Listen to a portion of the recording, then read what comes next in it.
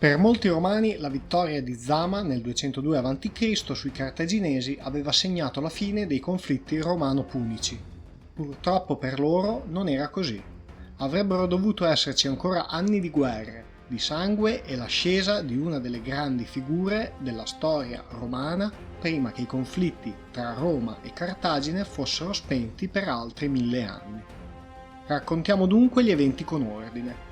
Sebbene Cartagine, a seguito della sconfitta del 202 a.C., avesse dovuto sottostare a terribili condizioni di resa, come la consegna di quasi tutta la flotta, il pagamento di una fortissima indennità e la cessione a Roma di tutti i possedimenti fuori dall'Africa, una parte dell'aristocrazia romana premeva per neutralizzare definitivamente lo storico avversario, specie quando fu constatata la rapida ripresa economica di Cartagine nei decenni successivi alla battaglia di Zama.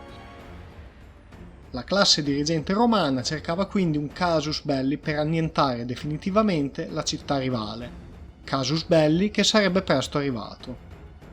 Infatti, al confine del territorio punico si estendeva allora il regno dei Numidi, il cui sovrano Massinissa era alleato di Roma. Questi rivendicava alcuni territori punici come appartenenti alla propria famiglia e, sfruttando la debolezza militare cartaginese, se ne appropriò. Cartagine si rivolse quindi a Roma per dirimere la questione e nel 174 a.C. il Senato romano inviò Marco Porcio Catone a Cartagine per risolvere la questione. Catone tornò a Roma sancendo la sua opinione nel famoso motto Carthago delenda est, cioè a suo parere Cartagine avrebbe dovuto essere distrutta. L'opinione di Catone era fondata anche sul fatto che Cartagine aveva costituito un porto militare capace di ospitare oltre 170 navi, risultando quindi una minaccia per la Repubblica Romana. Nel 151 a.C.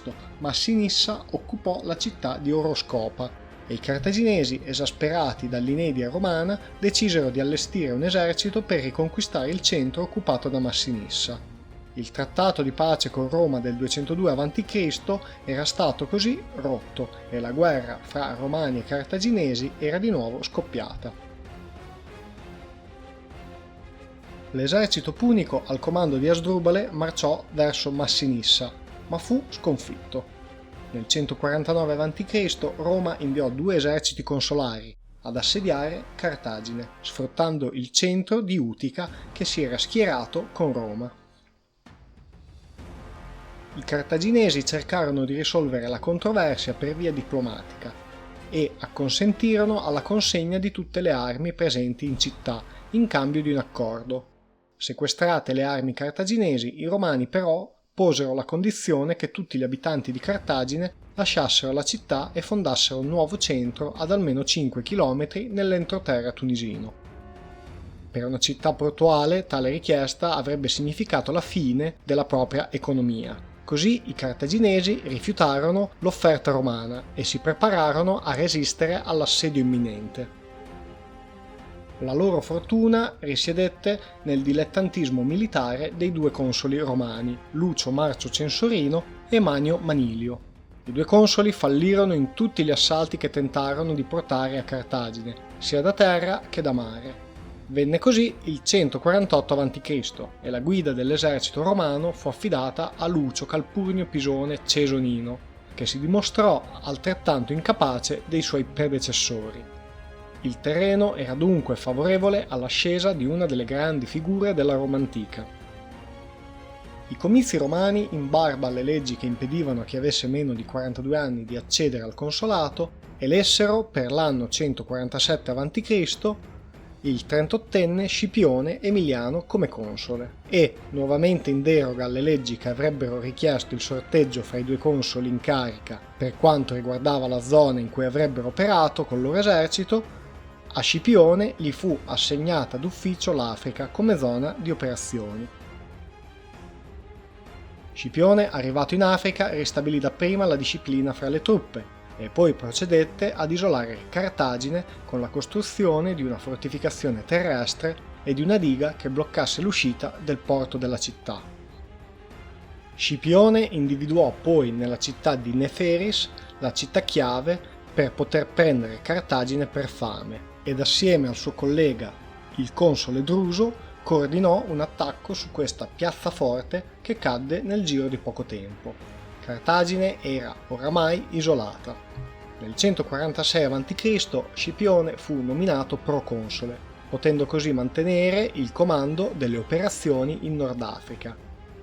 Fu in quest'anno quindi che si decise a chiudere la partita con i cartaginesi. Cartagine, isolata e affamata, fu presa d'assalto dalle truppe romane che la saccheggiarono.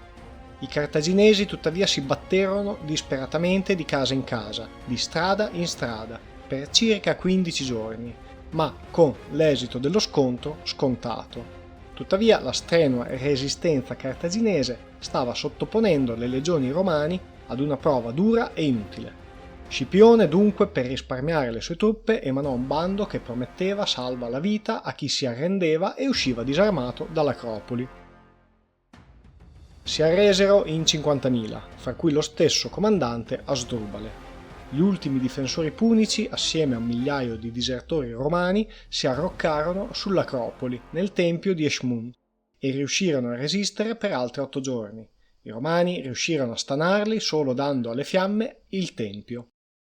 La notizia della caduta di Cartagine giunse ben presto a Roma. Dei delegati furono inviati nella città tunisina per la creazione di una nuova provincia.